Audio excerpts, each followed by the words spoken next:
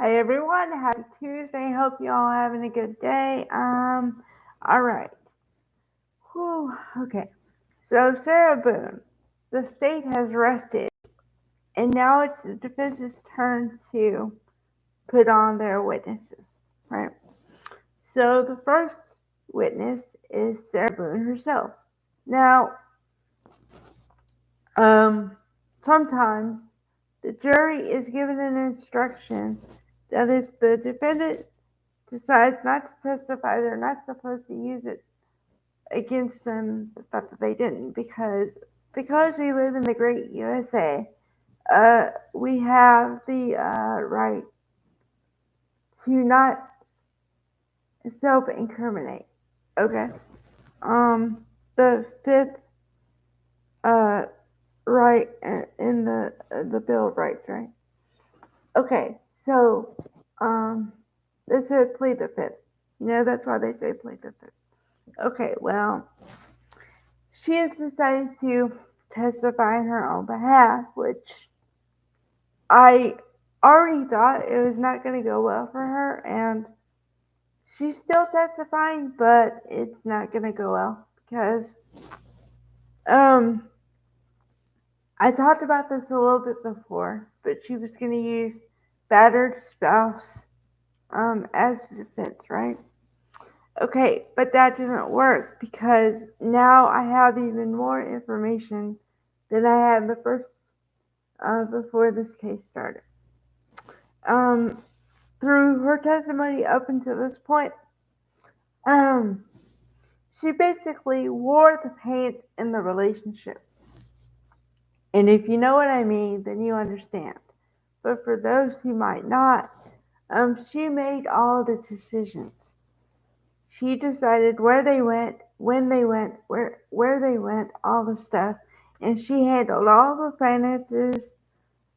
It seemed like he didn't have any control over anything. Okay, that's point number one.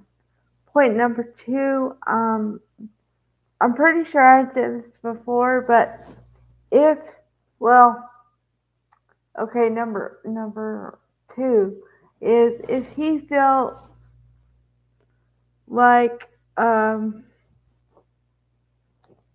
don't know, if he was doing something, okay, if he was doing something to her that he shouldn't have been, I don't think he would be so willing to get in a suitcase.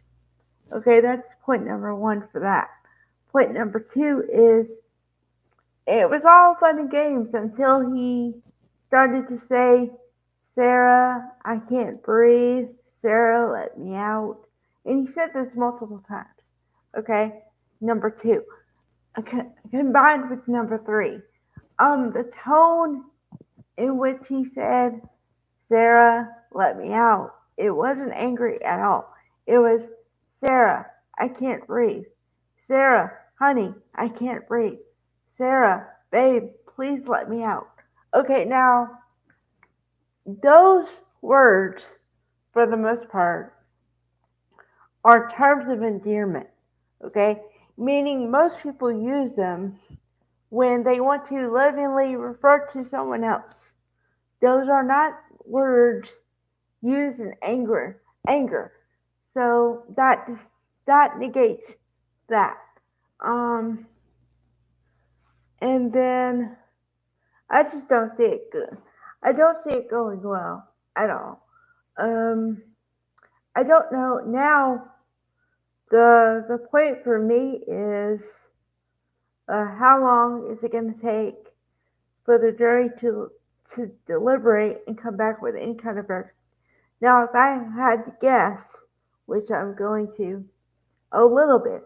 Now, I have to put this caveat in here. Um, I don't know why I guess because I'm never right. Number one. Number two, just because you think it's going to be a quick verdict or whatever, it may not be. I've said before that it'll be like 2 or 3 hours, and they come back after many hours. I've said it, I'll say a long time, and it's not as long as that.